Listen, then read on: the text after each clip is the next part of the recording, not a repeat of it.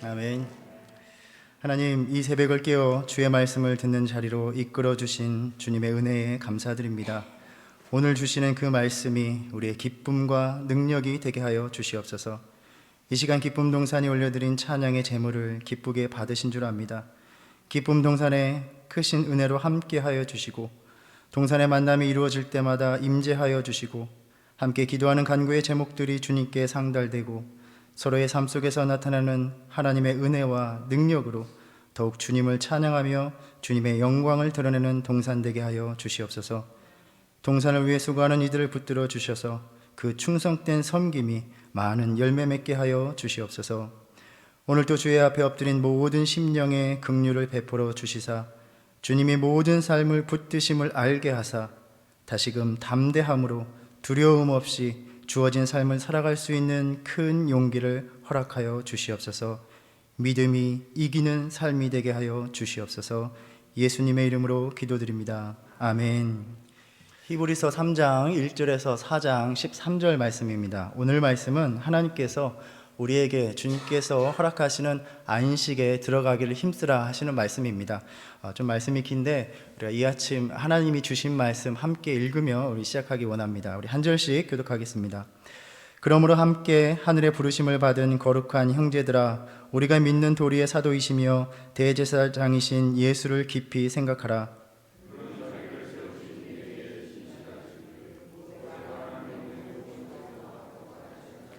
그는 모세보다 더욱 영광을 받을 만한 것이 마치 집 지은 자가 그 집보다 더욱 존귀함 같으니라. 또한 모세는 장래에 말할 것을 증언하기 위하여 하나님의 온 집에서 종으로서 신실하였고,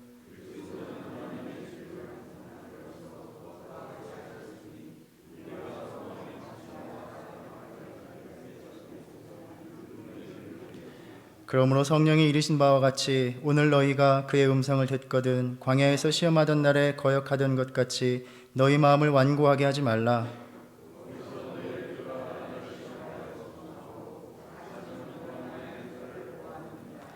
그러므로 내가 이 세대에게 노하여 이르기를 그들이 항상 마음이 미혹되어 내 길을 알지 못하는도다 하였고,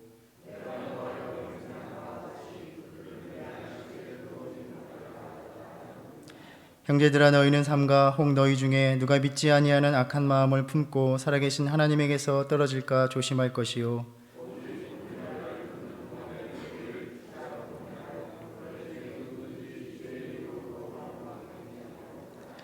우리가 시작할 때에 확신한 것을 끝까지 견고히 잡고 있으면 그리스도와 함께 참여한 자가 되리라.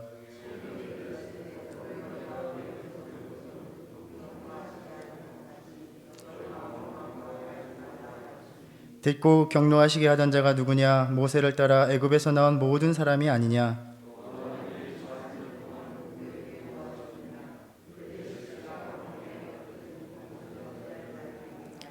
또 하나님이 누구에게 맹세하사 그의 안식에 들어오지 못하리라 하셨느냐? 곧 순종하지 아니하던 자들에게가 아니냐?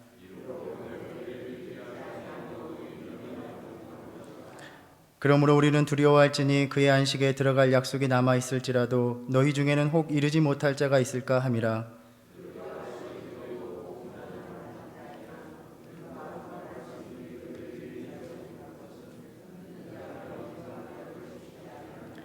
이미 믿는 우리들은 저 안식에 들어가는도다. 그가 말씀하신 바와 같으니 내가 노하여 맹세한 바와 같이 그들이 내 안식에 들어오지 못하리라 하셨다 하였으나 세상을 창조할 때부터 그 일이 이루어졌느니라.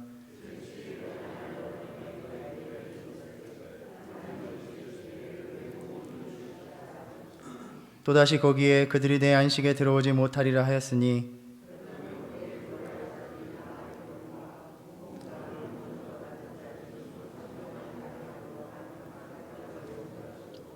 오랜 후에 다윗의 글에서 다시 어느 날을 정하여 오늘이라고 미리 이같이 일렀으되 오늘 너희가 그의 음성을 듣거든 너희 마음을 완고하게 하지 말라 하였나니,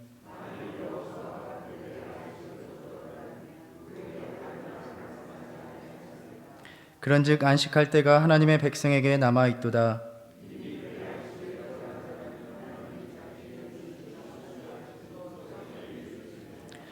그러므로 우리가 저 안식에 들어가기를 힘쓸지니 이는 누구든지 저 순종하지 아니하는 본에 빠지지 않게 하려 함이라.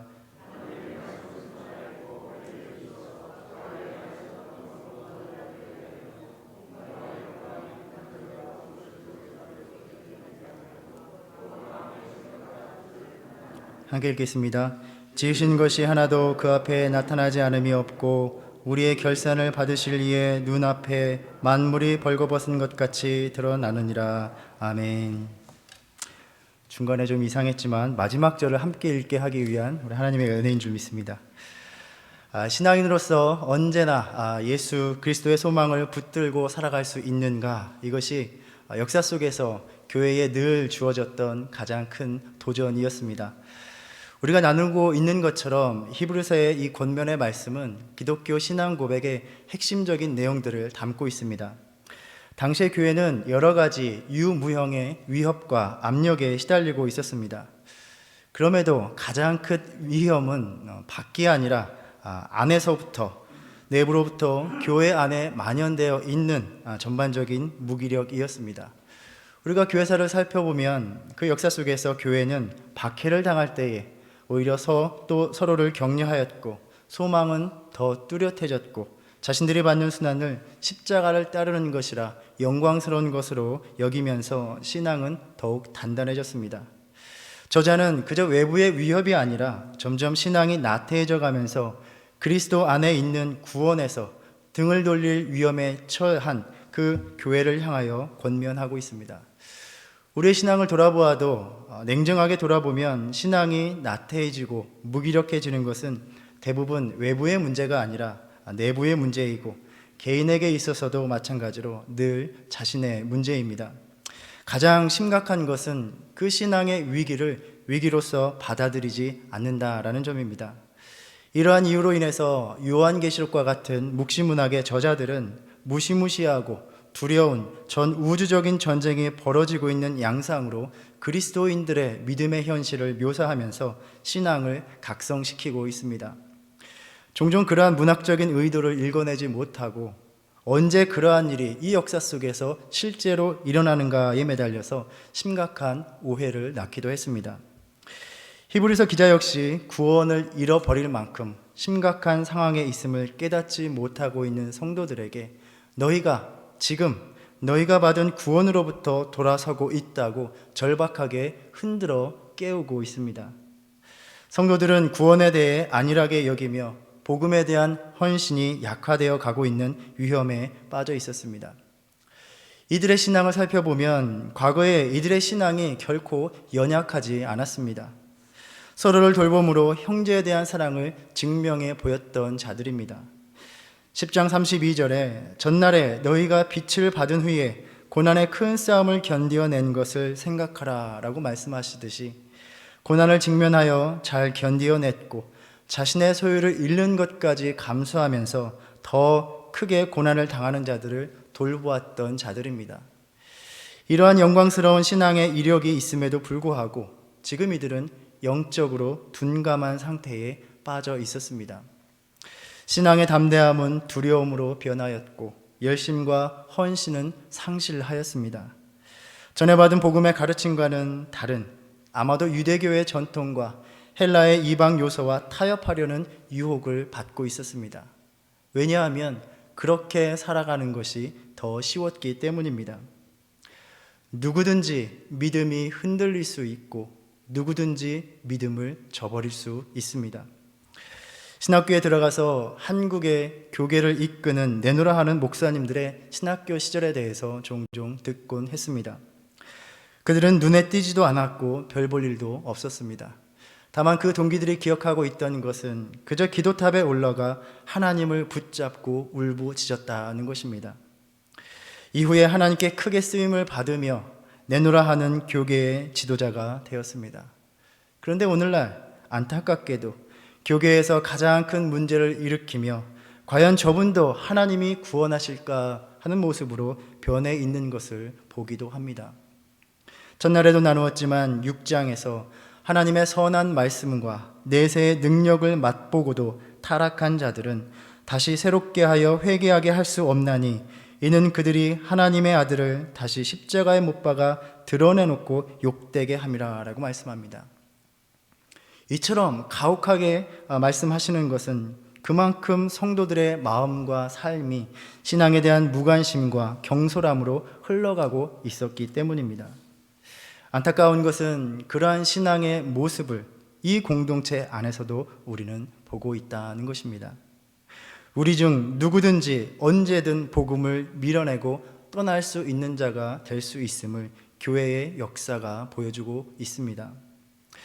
신앙생활을 하면서 참 모순된 현실은 이러한 경고와 책망과 권면의 말씀을 들어야 할 심령들은 실상 말씀의 자리에 거의 나오지 않기 때문에 항상 이 거룩한 자리를 지키는 이들이 모든 책망과 경고의 말씀을 듣는다라는 점입니다.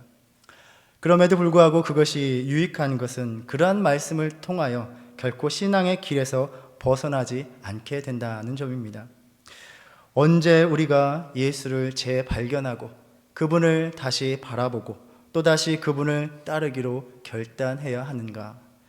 바로 적당히 현실과 타협하고 양보하고 세상의 문화에 한없이 관용하고 있는 지금이다라고 말씀하고 계십니다.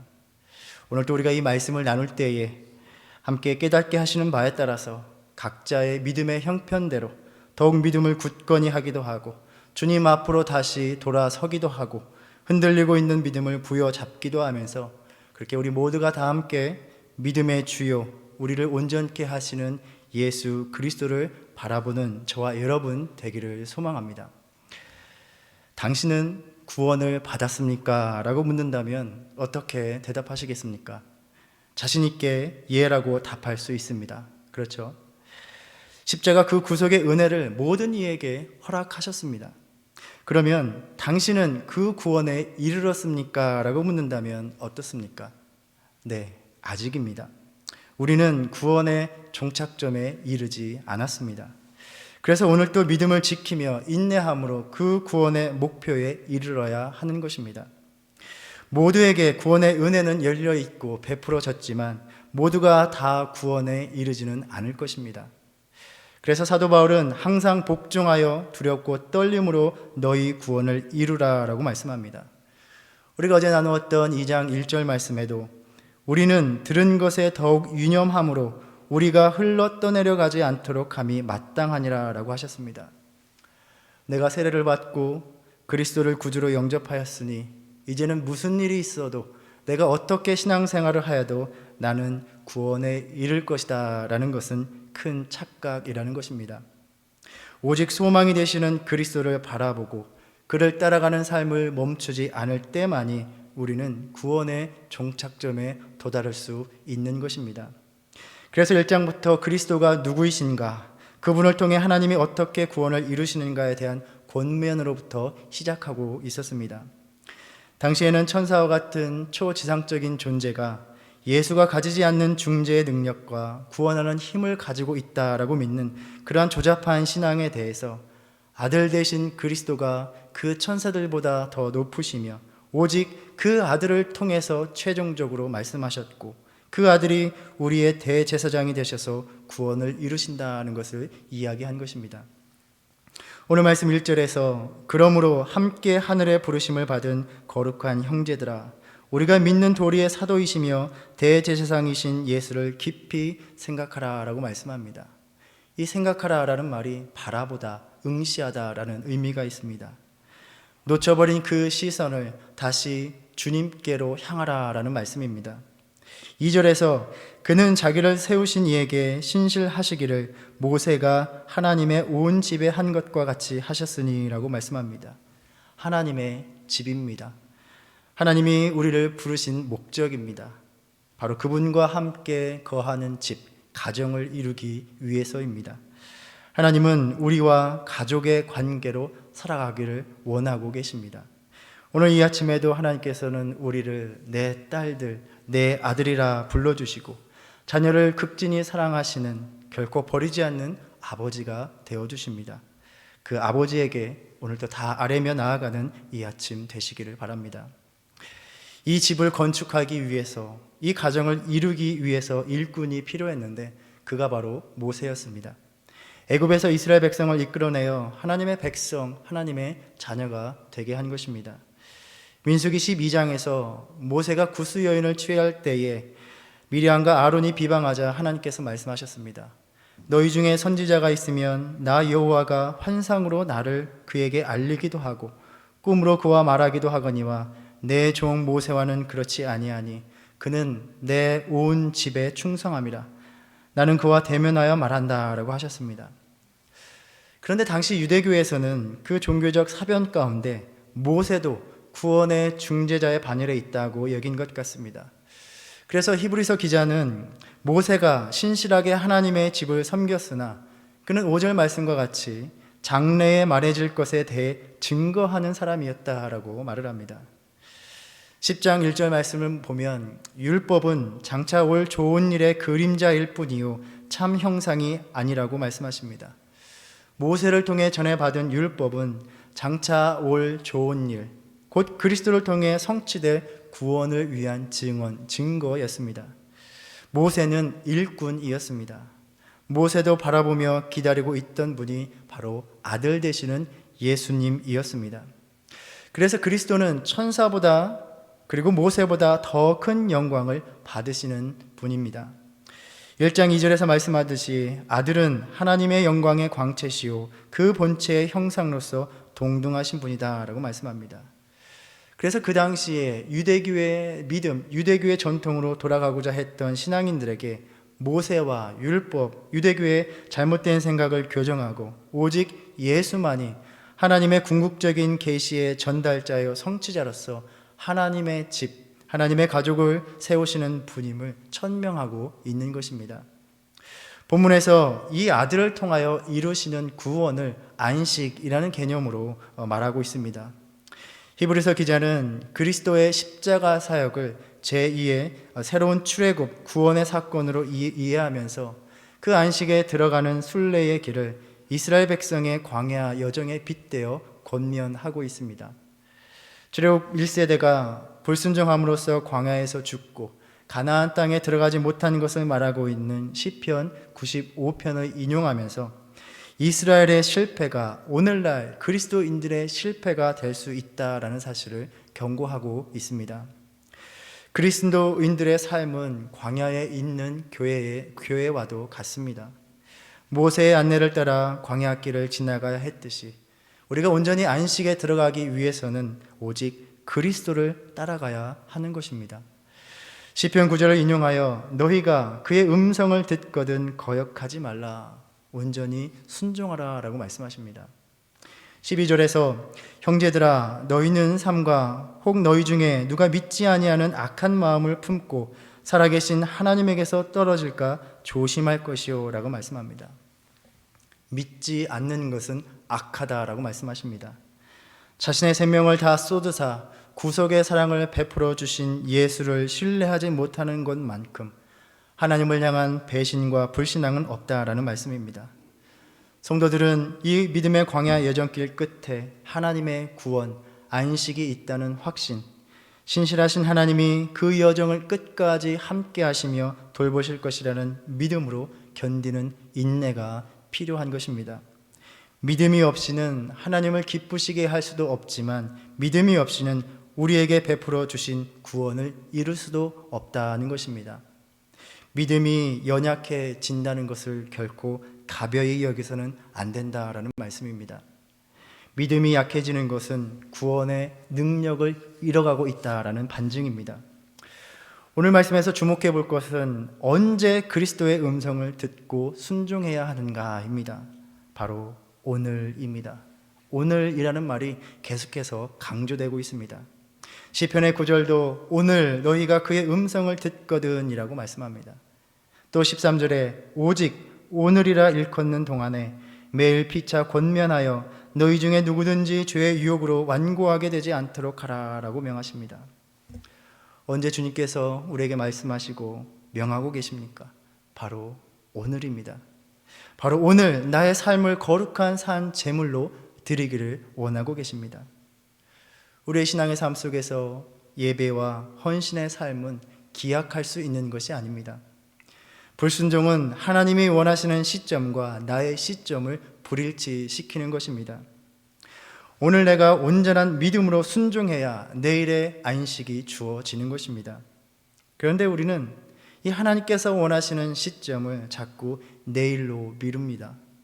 아마도 우리가 주님께 가장 많이 드리는 변명은 내일이 아닐까 생각합니다.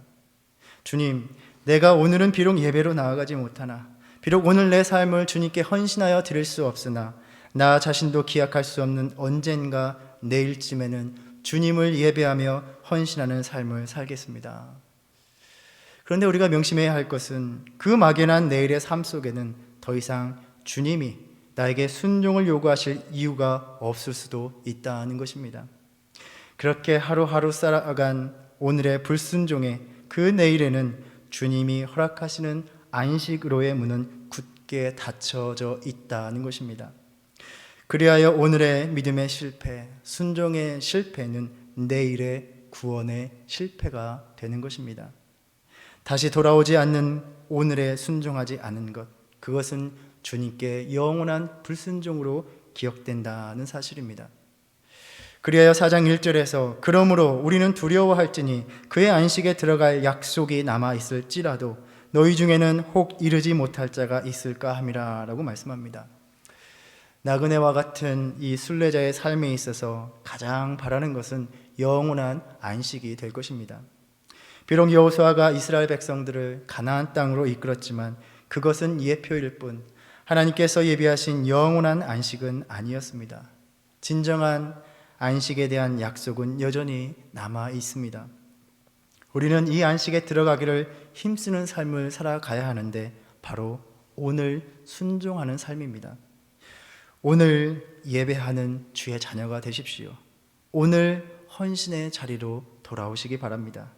오늘 주님의 말씀을 외면할 때에 주어진 우리의 인생에서 더 이상 주님 앞에 예배할 수 있는 시간들이, 주님을 위해 살아갈 수 있는 시간들이 그만큼 사라지는 것입니다. 나는 오늘의 충실한 믿음의 삶을 살아가고 있는가? 주님께서 우리에게 이 아침에 물으십니다.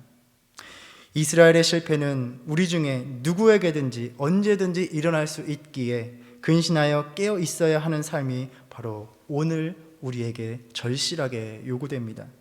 4장 2절에서 그들과 같이 우리도 복음 전함을 받은 자이나 들은 바 그 말씀이 그들에게 유익하지 못한 것은 듣는 자가 믿음과 결부시키지 아니함이라 말씀합니다. 이스라엘 백성들이 하나님의 구원을 얻지 못한 이들이 아니었습니다. 복음을 전해받지 못해서 구원을 이루지 못하는 것이 아닙니다. 복음을 간직하며 끝까지 인내하지 못했기 때문입니다. 오늘 주시는 말씀을 듣는 자가 믿음과 결부시키지 아니하기 때문이라고 말씀합니다. 예배의 자리를 지켜야 한다고 목놓아 전하는 그 말씀들을 오늘도 우리는 듣습니다. 부르심, 그 소명의 사명을 감당하라는 주님의 절규를 오늘도 우리는 듣습니다.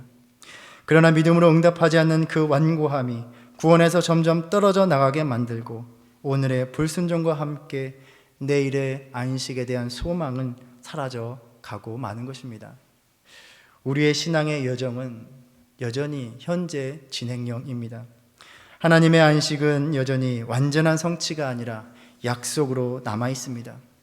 때로는 그렇기에 오늘 우리의 신앙의 삶이 참으로 힘이 듭니다. 우리는 반복되는 교회 사역에 지쳐있고 여전히 사람들과 빚어지는 갈등에 지쳐있고 섬기기만 하는 현실이 버겁습니다. 나를 위해 모든 것을 다 쏟아부으신 예수를 구주로 영접은 하겠는데 그의 자녀로 매일매일을 살아가야 하는 그 현실의 고단함이 우리의 신앙을 자꾸 좀먹습니다. 무엇보다 우리는 팬데믹을 겪으며 그 시간들을 견디게 하신 은혜를 뒤로하고 조금 더 편안하게 신앙생활을 해도 괜찮을 것 같은 삶을 맛보면서 굳이 내 발걸음을 예배의 자리로 옮기지 않고 굳이 내 손과 발을 하나님 나라의 사역이 이루어지는 현장에 보태지 않아도 되지 않을까. 그래도 나는 구원의 안식에 들어갈 수 있는 것은 아닐까라고 생각하며 그렇게 오늘도 주님께서 절박하게 선포하시는 말씀, 우리가 들은 그 모든 말씀에 유념하지 않고 흘러 떠내려가고 있는 국면을 맞이하고 있다는 것입니다. 저는 오늘 이 말씀을 묵상하면서 너희가 순종하지 않으면 안식에 들어가지 못한다라는 말씀이 책망과 경고와 겁박하기 위한 말씀이기보다는 하나님께서 그 자녀된 우리에게 너희가 어떠한 일이 있어도 반드시 내 안식에 들어오기를 간절히 바란다는 주님의 그 절절한 사랑으로 다가옵니다. 하나님의 약속 앞에 살아가는 우리의 현실은 여전히 적대적이고 위협적이어서 두렵기만 하고, 넉넉하지 못한 삶의 형편은 자꾸 불평하게 만들고 하나님의 약속 없는 삶이 더 낫지 않을까 싶기도 합니다. 그러나 주님이 우리를 위해 예비하신 그 안식은 이 땅의 평안함과는 비교할 수 없기에 주님은 우리 중에 그 어느 누구도 안식에 들어오는데 실패하지 않기를 원하고 계십니다. 하나님의 약속은 분명하게 이루어지기 때문에 주어진 오늘을 신실하게만 살아간다면 그러한 삶은 우리의 영혼을 준비하고 계시는 하나님의 계획과 목적에 부합되기에 하나님께서는 성경의 수많은 믿음의 증인들의 삶과 같이 우리의 삶을 우리가 다 이해할 수 없는 그 신비한 섭리로 이끄시고 어렵고 고단한 삶 속에서도 오늘 우리가 주님께 드리는 신실하고 충성된 행위들을 주님의 구원의 역사를 위해서 아주 귀하게 사용하신다는 것입니다. 오늘 우리는 새롭게 결단하여 영원한 안식으로 인도하시는 예수를 바라보며 살아가야 하는 것입니다. 예수님은 하나님의 말씀으로 이 땅에 오셨습니다. 믿음은 우리에게 오신 그 말씀의 능력을 믿고 신뢰하고 찬양하며 살아가야 하는 것입니다. 히브리서 기자가 이 권면의 말씀을 말씀의 능력에 대한 찬양으로 마치고 있는 이유가 여기에 있습니다. 하나님의 말씀은 살아있고 활력이 있어 좌우에 날선 어떤 검보다도 예리하여 혼과 영과 및 관절과 골수를 찔러 쪼개기까지 하며 또 마음의 생각과 뜻을 판단하나니 지으신 것이 하나도 그 앞에 나타나지 않음이 없고 우리의 결산을 받으실 이의 눈앞에 만물이 벌거벗은 것 같이 드러나느니라. 오늘 또 우리는 이 말씀 앞에서 아무것도 숨길 수 없는 삶을 살아가게 될 것입니다. 말씀 앞에 드러난 우리의 삶이 부끄러움이 아니길 간절히 바랍니다. 오늘 우리에게 말씀하시는 그 음성을 들을 때에 살아 역사하시는 그 말씀을 붙잡고 소망을 새롭게 하여 회복의 은혜를 입어서 구원의 거룩한 역사를 이루어 가시는 우리의 형제 되신 예수의 동역자로서 살아가는 저와 여러분 되기를 주님의 이름으로 축원합니다. 기도하겠습니다. 우리에게 주어진 또 하루의 오늘의 이 아침에 주신 말씀에 감사드립니다. 말씀의 믿음으로 응답하는 삶이 되게 하여 주시옵소서. 이 말씀의 능력을 붙들고 헛되이 떠내려가는 믿음 되지 않기를 원합니다. 이 아침 말씀 앞에 겸손히 엎드린 주의 자녀들을 기억하시고 오늘의 삶도 남은 인생의 여정도 손잡고 함께 가 주시옵소서. 우리의 목자가 되셔서 생명수 샘으로 인도하시고 우리의 눈에서 모든 눈물을 씻어 주시는 그 안식으로 인도하시기까지 오직 예수 그리스도만 바라보는 신앙 되게 하여 주시옵소서. 예수 그리스도의 이름으로 기도드립니다. 아멘. 이제는 우리의 믿는 도리의 사도이시며 대제사장이신 예수 그리스도의 은혜와 우리를 가족으로 불러주신 하나님의 극진하신 사랑과 성령의 감화 감동 교통하심이 오늘 우리에게 말씀하실 때에 그 음성 듣기를 순종하기로 결단하는 모든 심령이 이제부터 영원까지 함께 있을지어다. 아멘.